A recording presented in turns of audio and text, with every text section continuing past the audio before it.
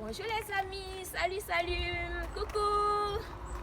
Aujourd'hui notre sujet c'est aussi pour répondre à Coach Amon qui dans une de ses vidéos disait comment les erreurs à ne pas faire en couple ou en famille. Pour moi donc j'apporte mes idées à moi là-dessus. Merci Coach Amon pour tes conseils, notre grande sœur. On écoute tes conseils, on prend des exemples et puis voilà. Donc moi je voulais apporter sur ce sujet mes idées aussi. Comment faire pour ne pas être trop envahissant en couple ou en quelconque relation sociale, comme aussi en famille. Donc ce qu'il faut faire c'est d'avoir son petit espace personnel. Son espace personnel où on peut se poser un moment, pour ne pas être trop sur l'autre ou trop sur les autres. Se poser un moment, s'occuper, on peut s'occuper en faisant de la peinture, du modélage. Le modélage c'est bien, on apprend les textures avec la main, on découvre comment le toucher et tout. Et donc c'est très bien aussi, ça occupe et ça nous fait penser à autre chose. On peut aussi faire du jardinage, avoir son petit jardin. Si c'est des fleurs qu'on veut planter ou du potager, des légumes, des petits légumes. Ça occupe beaucoup et ça permet aussi de se libérer, de penser à autre chose. Et psychologiquement, comme moralement, je vous dis, ça fait du bien, ça fait vraiment du bien. Moi, je fais beaucoup ça. Et ça nous permet aussi de prendre de l'air dehors. Et même si on est dans un appartement, ce qu'on peut faire, c'est aussi faire de la marche, sortir, prendre de l'air, marcher. Et ça, c'est aussi bien.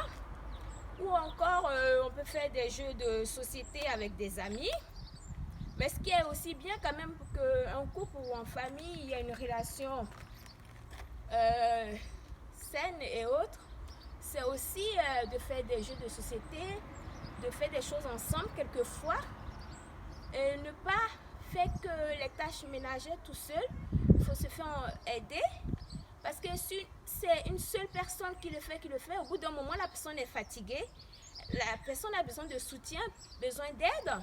Donc, que ce soit l'homme ou la femme, doit aussi participer aux tâches ménagères, aux courses de la maison, pour ne pas que l'autre s'épuise et s'énerve pour des petites choses. C'est ce qu'il faut faire. Il faut équilibrer les choses. Il faut équilibrer les choses en famille.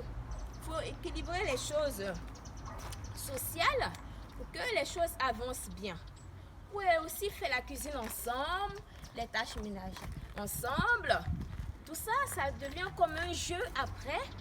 Et c'est un jeu intéressant. Après, quand c'est comme cela, c'est plus facile à faire les choses. On garde le sourire, on est content. On fait les choses sans fatigue. Et quand le moral est bien, tout va bien. Donc, il y a ça à faire. Et partager. Et comme je le dis tout le temps, communiquer. Il faut dialoguer, il faut parler. Et puis, n'oublions surtout pas de nous amuser, de nous faire plaisir. L'épanouissement, très important. L'épanouissement numéro un. L'amour, la joie, le bonheur, le partage. Donc les amis, je vous invite à vous abonner. Abonnez-vous massivement. Partagez, likez, mettez en commentaire et donnez-moi des idées aussi, des idées qu'on peut partager. Vous pouvez aussi donner des conseils qu'on peut partager tous ensemble. Merci à vous et à la prochaine. Au revoir.